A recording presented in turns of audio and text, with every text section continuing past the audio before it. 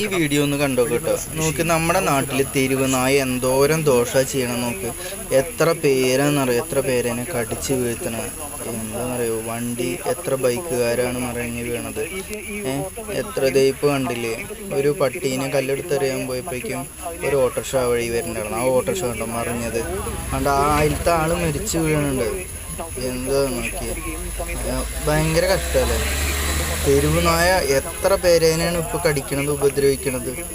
അതുപോലെ ഈ വർഷം തന്നെ എത്ര പേര് മരിച്ചു, എത്ര പേർക്ക് പേവിഷബാധയുടെ ഇഞ്ചക്ഷൻ അടിച്ചു. ഈ തെരുവ് നായേനെ നമ്മുടെ നാട്ടിൽ നിന്ന് ഒഴിവാക്കിയില്ലെങ്കിൽ ഭയങ്കര ബുദ്ധിമുട്ടാണ്.